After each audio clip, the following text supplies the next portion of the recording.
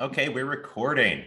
I'm Brandon Polite, Associate Professor of Philosophy at Knox College in Galesburg, Illinois, and I'm joined by PD Magnus, who is a professor of philosophy at, let me get this right, University at Albany, State University of New York in Albany, New York. Thanks so much for joining me, PD. Yeah, thanks for inviting me. Okay, so you've written quite a bit on covers. You have a book coming out on covers called The Philosophy of Cover Songs from Open Books, coming out this year. And what we're talking about is Taylor Swift's project of re-recording her back catalog, the first 6 albums that she recorded in her career, for 6 studio albums she recorded during her career for Big Machine Records, which was then sold to Ithaca Holdings, owned by Scooter Braun, which prompted her to try to make her own versions that she could license for streaming and for film, TV, and advertising. And so I guess, we're going to get to the question of, is Taylor Swift covering herself? If so, how should we think about that act of covering her original albums? But I want to start with just the question of, can you talk a bit about the history of the term cover song? Sure. The term cover gets, I don't know exactly when it started being used, but the first place that people have been able to find it in print is 1949. It gets picked up more broadly in the 1950s. And the original usage is a sense of coverage. So in the same way that if you're a band, you might learn the popular songs of the day that your audience will request, a record label wants to have a version of all the popular songs so that they can sell it.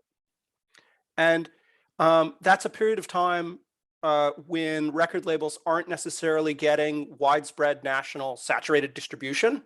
So if somebody walks into a record store in some random town, the record company that has the version that's made a song popular that version might just not be available. And so other record companies will be the ones that are available.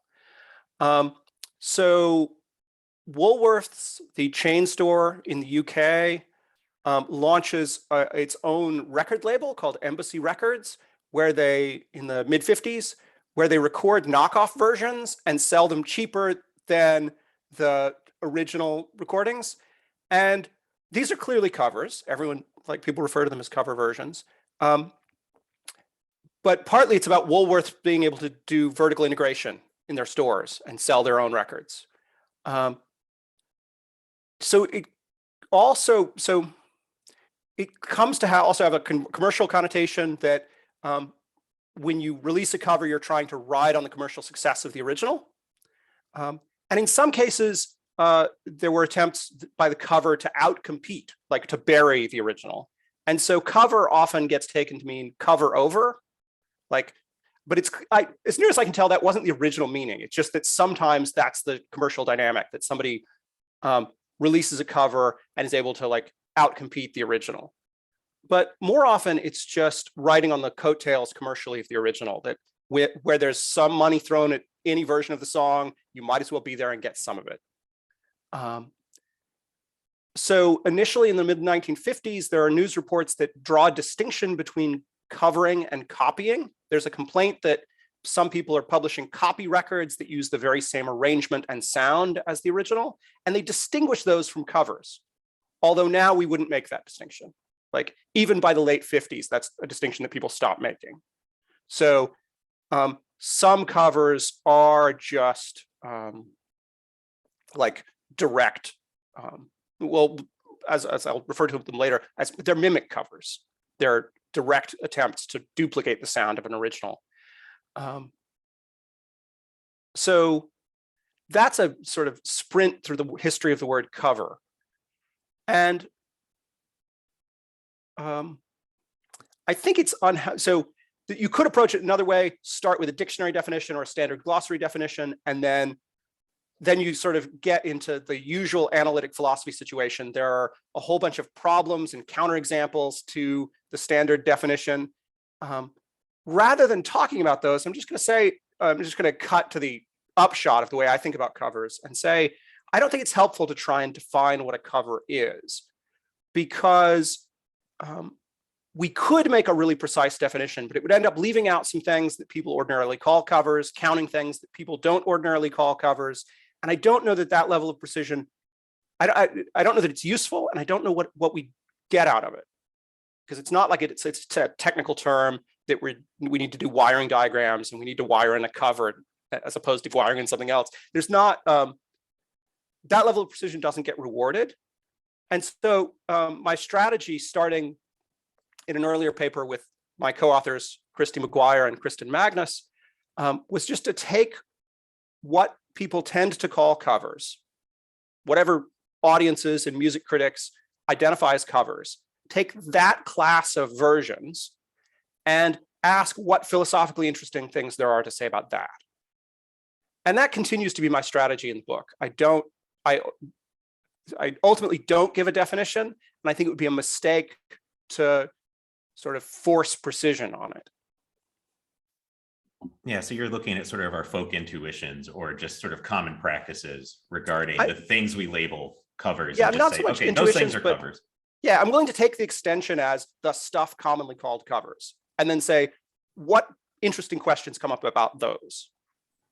Yeah, got you. And since you're the expert on this, I'll ask you, is it true that sort of, so I mean, basically in the 40s, 50s, audiences didn't care so much about particular artists. They cared more about hearing particular songs, right? So they didn't care as much about hearing this version of the song rather than that version by performer X versus performer Y. It's just, oh, we just want a copy of the song. We want to hear the song. But then once we get to the late 50s into the 60s, and especially with the rise of the Beatles, covers of the Beatles wouldn't sell because people wanted to hear the original. They wanted to hear the Beatles. Well, yes, they wanted to hear the Beatles, but covers of the Beatles wouldn't sell.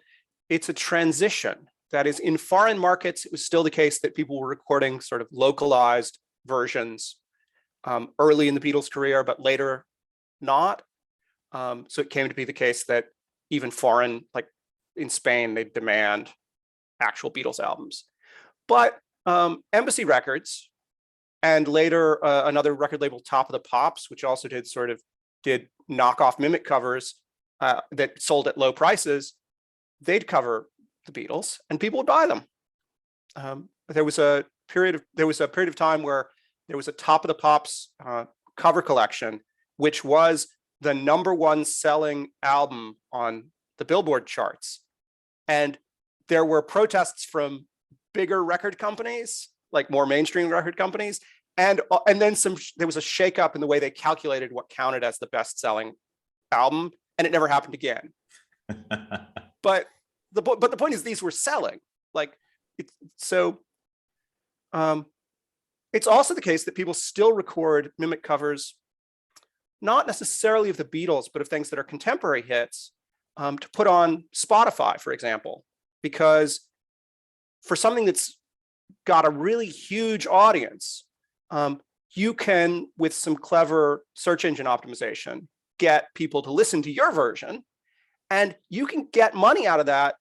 It's not necessarily huge money, but it's enough money to justify the trouble by chiseling off some small percentage of the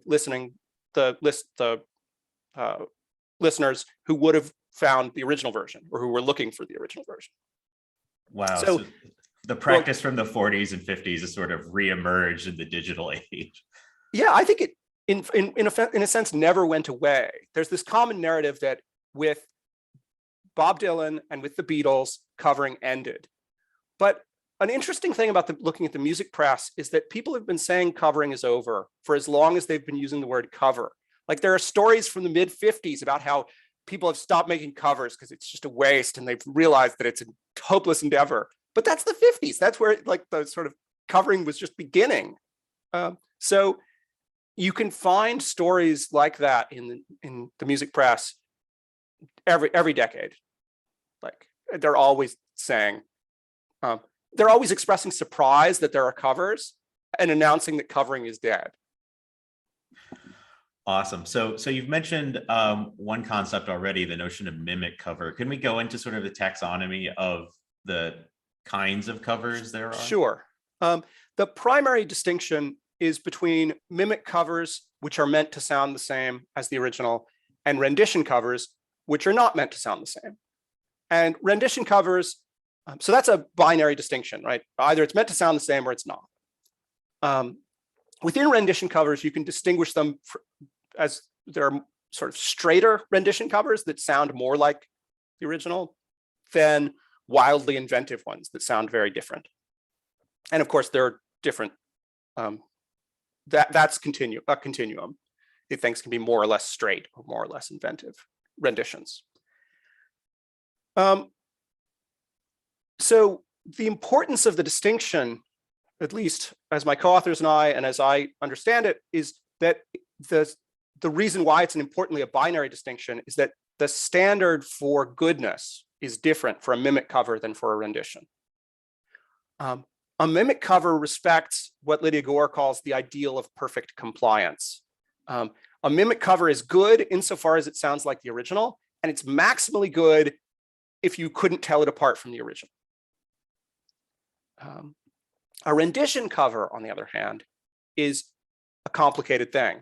It can be evaluated on its own. You could listen to it without thinking of the original at all and evaluate how much it rocks, or whether it's like how it feels, or like any of the aspects you can evaluate a song or a version for.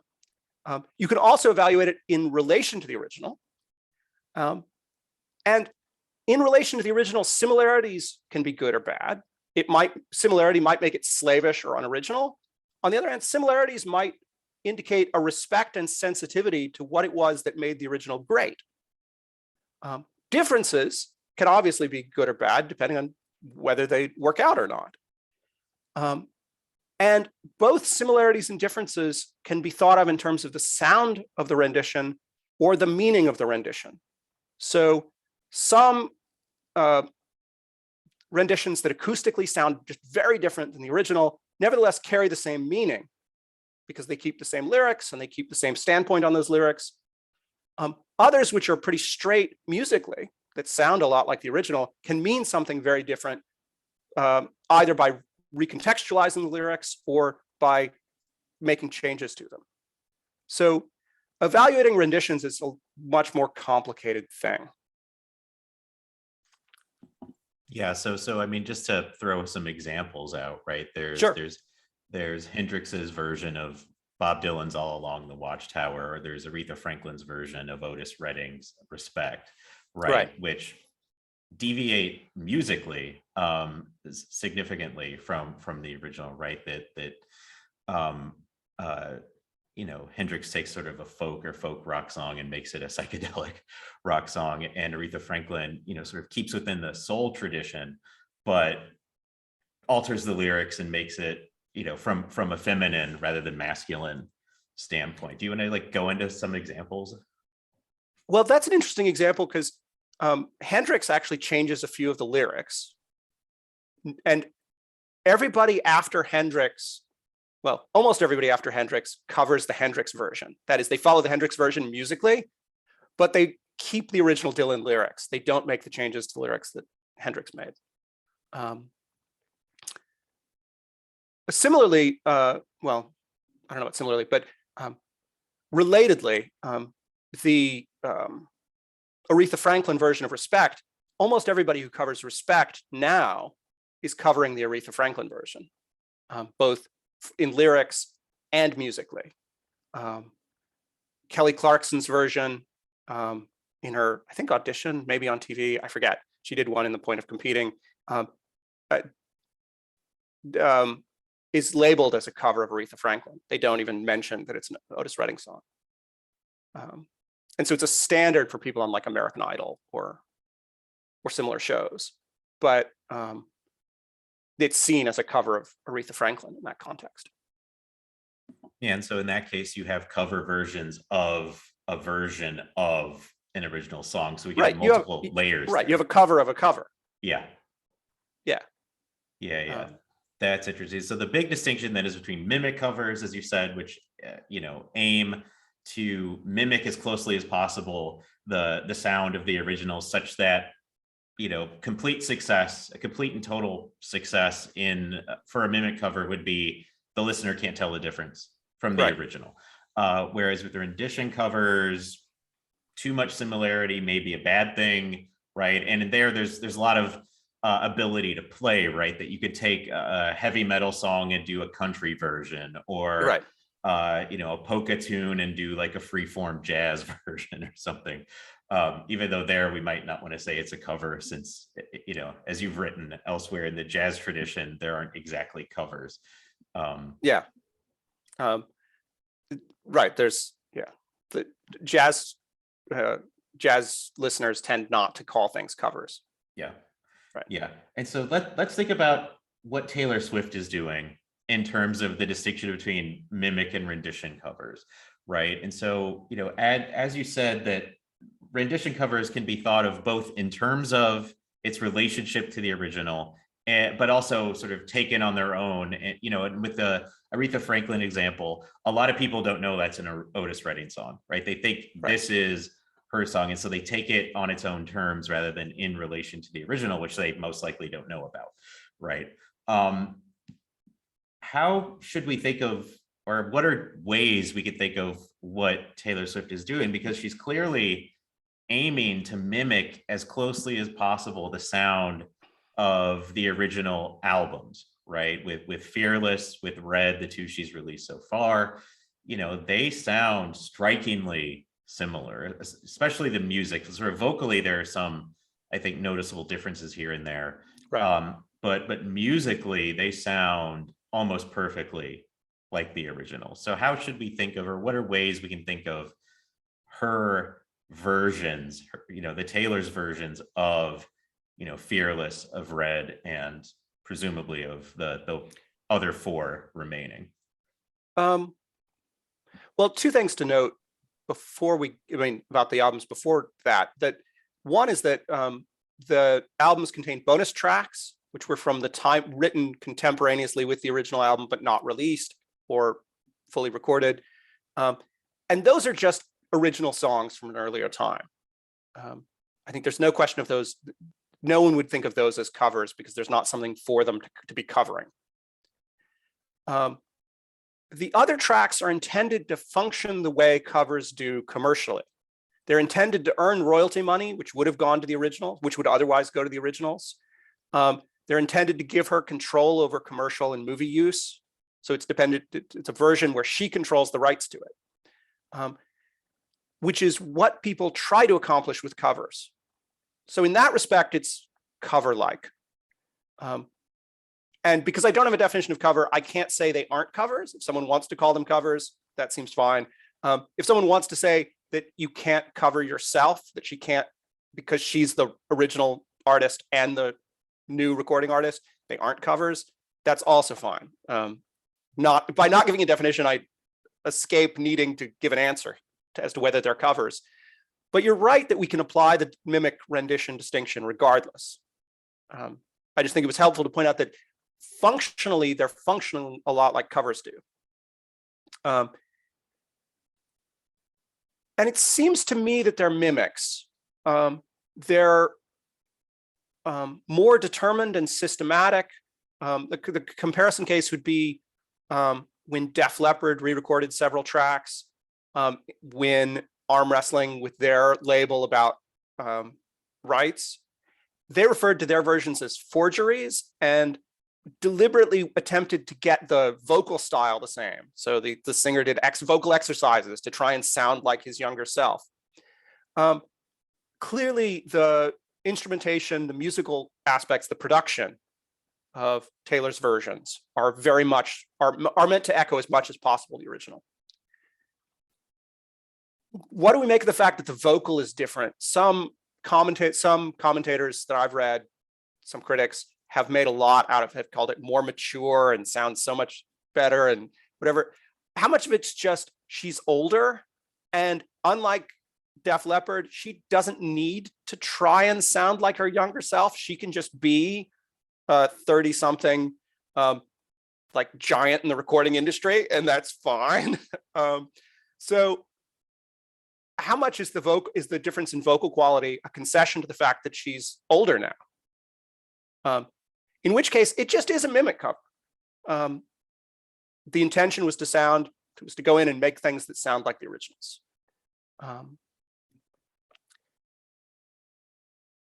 If the contrast case too, there are artists that have done very similar projects. So Suzanne Vega recorded a series of albums called Close Up, which was a multi-volume series, where she re-recorded a bunch of her earlier songs, but she deliberately sounded different. They're obviously renditions. The production is much more like her live performance style. And she makes no effort to make them sound like the original, but her avowed purpose in that project was to have versions which, if someone pulls it for radio play, they might pull the version from Close Up and she'd get more money because she had sort of better handling of the rights because she recorded them when she was older. Those are clear. So Suzanne Vega's Close Up albums are clearly renditions.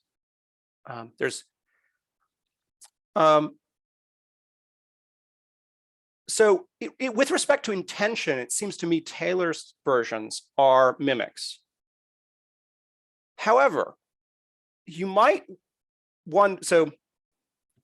I said that the mimic rendition distinction mapped onto a distinction between how you should evaluate them. And you could take the difference in evaluation to be the defining feature instead of the intention. Usually those will go together, so it doesn't really matter which way you come at it. But if you take the difference in evaluation to be the defining feature, you might say Taylor's versions aren't mimics. Is it a ground to criticize them that her vocals sound different than they did in the originals? If not, then we're not applying the ideal of perfect compliance to the original. We're not treating them as mimics. So I could see a little bit of leverage depending on how you think we should evaluate them. If you think they should be evaluated like a rendition, then the problem is that they don't come off that awesome when evaluated as renditions. They're ridiculously straight in ways that are only serving commercial purposes. There's not artistic merit to sounding that much like herself. So it seems to me you could, by leaning more on the evaluative side, argue that it's a rendition, but I don't know that it doesn't come out that much better on that side. So I tend to think of it as a mimic, but I see that there's some room to debate that. Yeah, and so it's a question of, okay, it's a mimic, but it's not aiming for complete compliance in the way that, as you mentioned, Def Leppard was aiming at, and I think pretty much entirely succeeded at. I mean, those versions are startlingly good.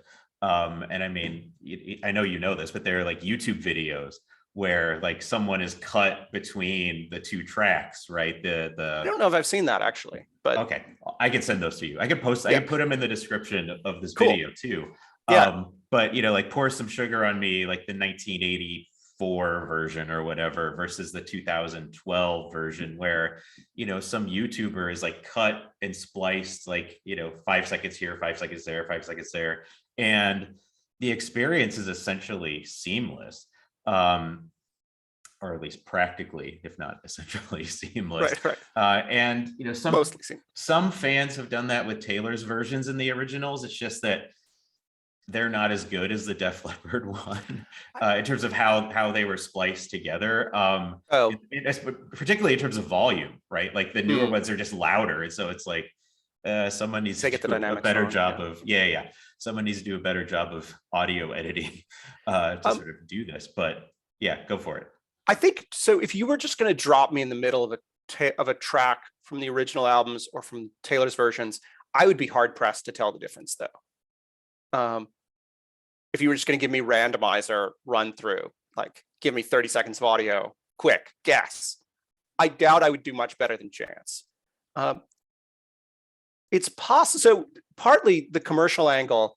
It's not just about having versions that exist in the library to sell for commercial and movie use. They're also best-selling albums.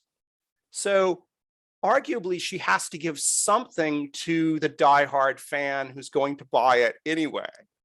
And so that gives her some reason to make it have to acknowledge the fact that she's older and just to sing with her current voice. And then there's something to sell to the diehard fan who will totally be able to tell the difference. Like you give them the 30-second cut and they're like, yes, no, right?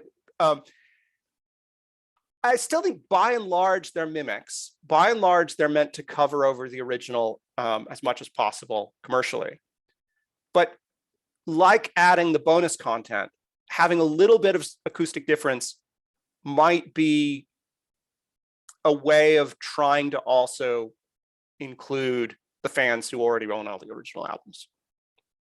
Yeah, right. And some of my students at least have noted, and or at least they've noted that, especially with Red, that they can really tell the vocal difference and they find it really jarring.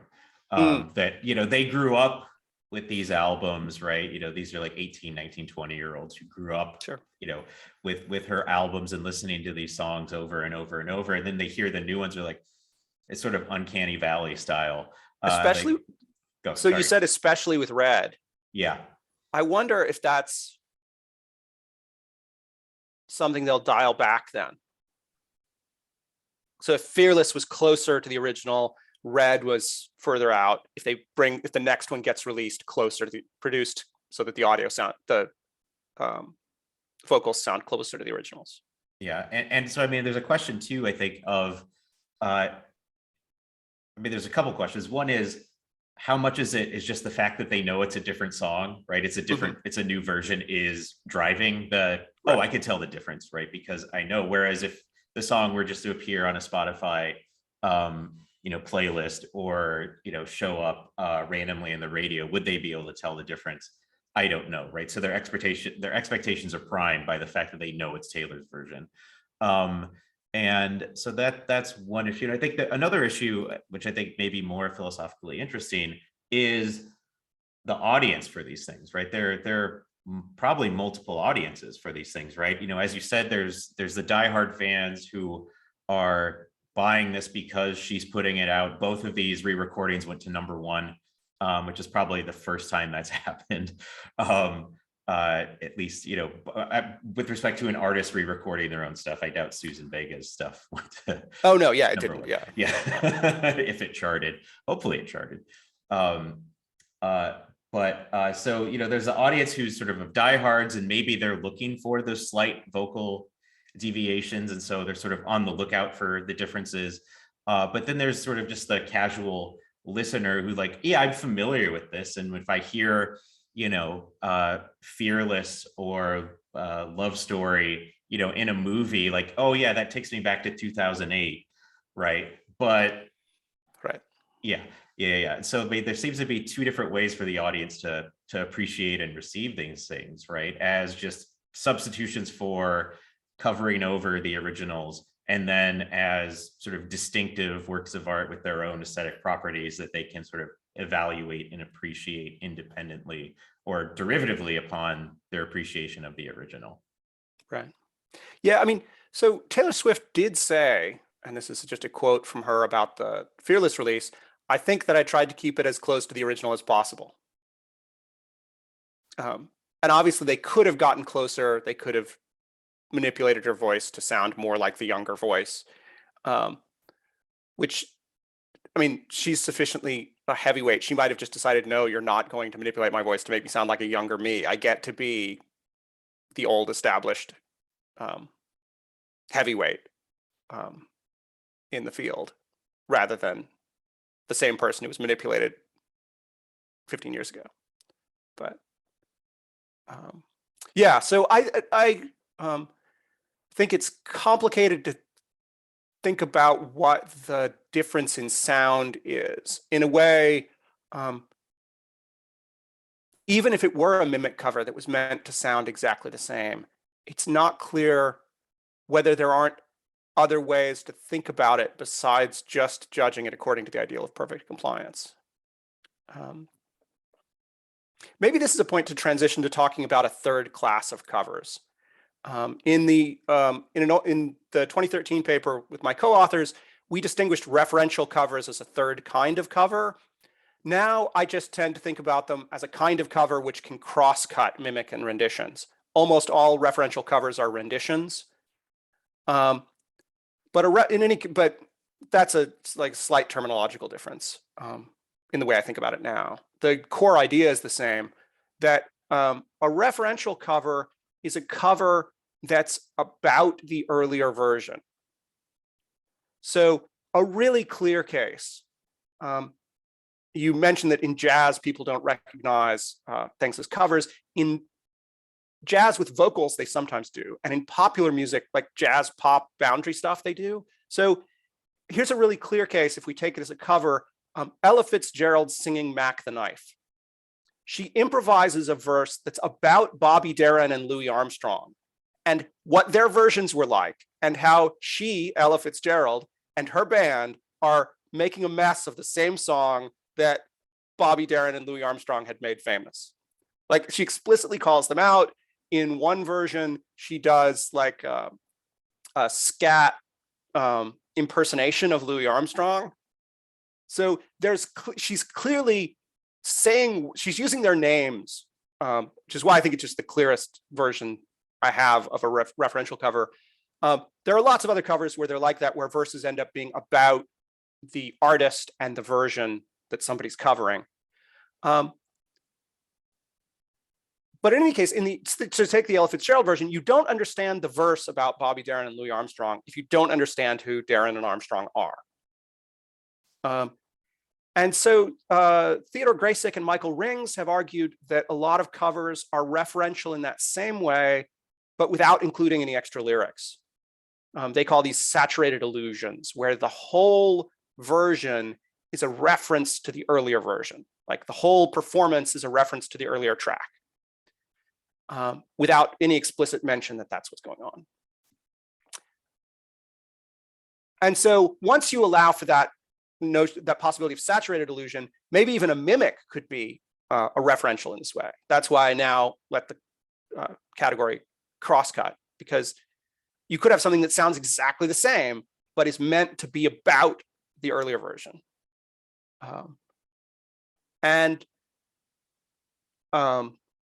Well, this is also because after I wrote the 2013 paper with my co-authors and I wrote that, I then went on, then mostly other people do the killing, did their album Blue, which was a note-for-note remake of Kind of Blue, which on the one hand is kind of like a mimic cover, and on the other hand, kind of like a referential cover, because you're supposed to be thinking about Miles Davis the whole time. But on the third hand, if you let me, it's jazz, so nobody called it a cover, even if the theoretical framework of thinking about covers applies.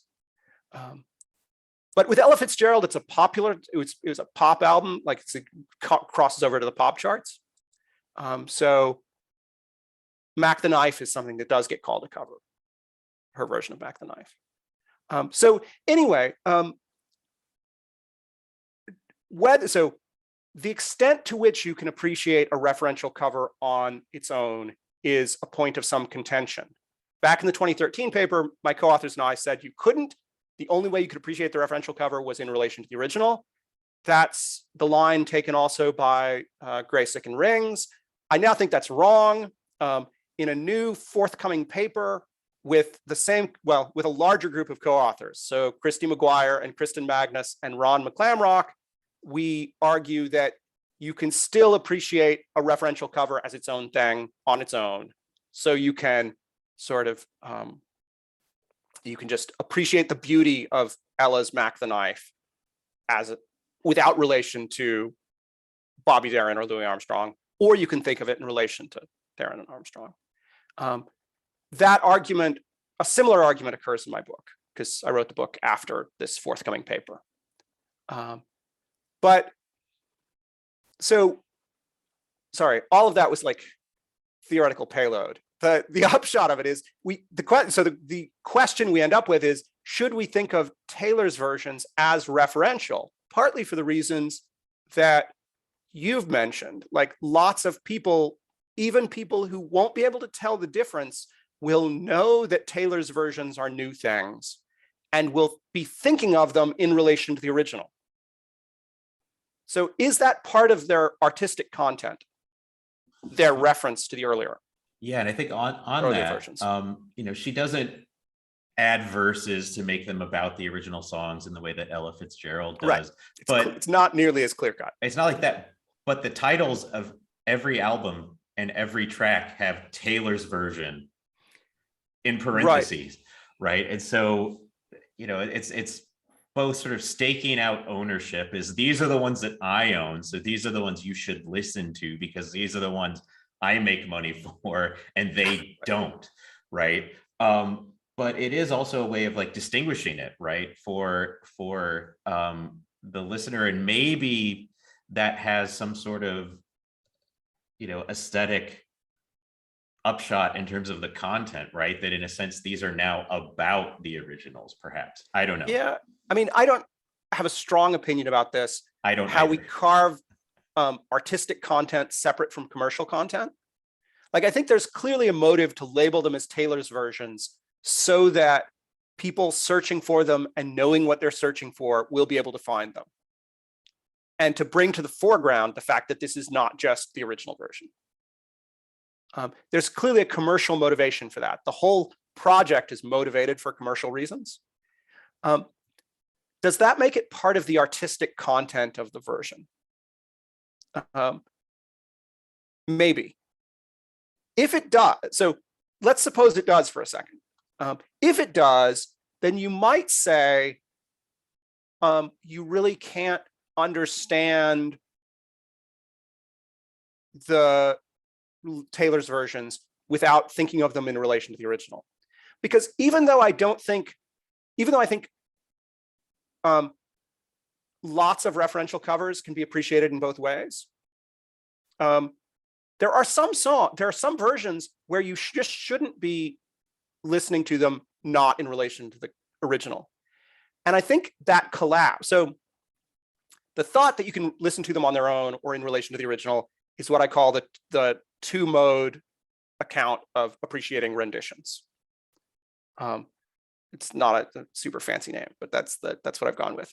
But it's in print. There isn't an in-principle difference that makes some class of covers collapse the two modes.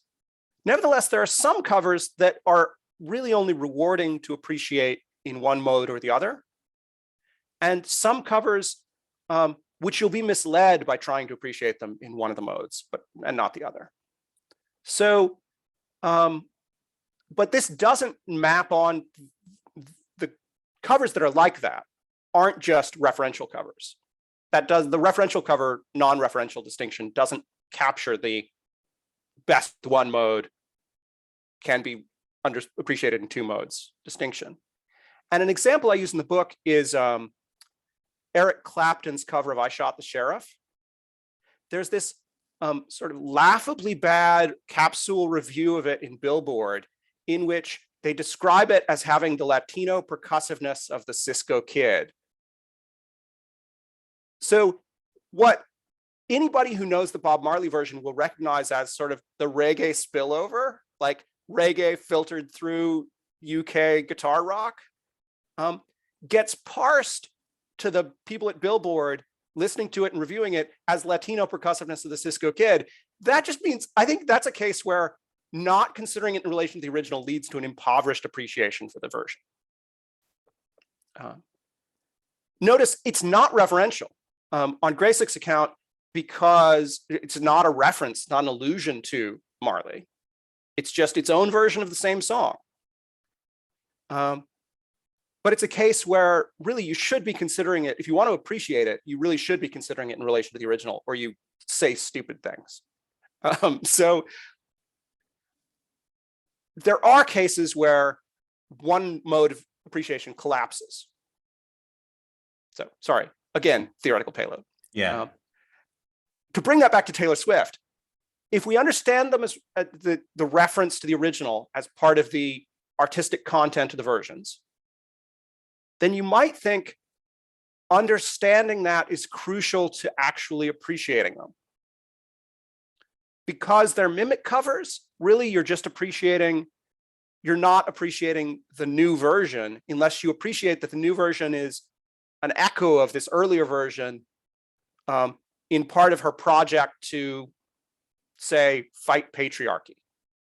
If we want to build like spell it out as artistic content rather than purely commercial content. That's a possible take, but it would have the really weird consequence that she necessarily will fail, because she'd really like them to displace the original for commercial purposes. But to appreciate them together, you need to listen to both of them, which will, on Spotify or Apple Music or whatever, throw one listen to the old version and one listen to the new version. If that's required to appreciatively engage with the new versions, it hasn't quite worked. And it necessarily, it's necessarily self-frustrating in a kind of way. So I guess I'm not inclined to see them as referential, but I'm not deeply committed to that reading. But I do think if you press the referential line too hard, you end up with this sort of contradiction at the core of the project commercially. And that would be weird. And so there would be a weird consequence of that reading. Maybe that's the right consequence. But it seems to me that's sort of a thing that falls out of reading it that way. Okay, great. I think we'll end it there. We've been talking for a while. So PD Magnus, thanks so much for joining me. This was a really terrific discussion. Yeah, thanks for having me.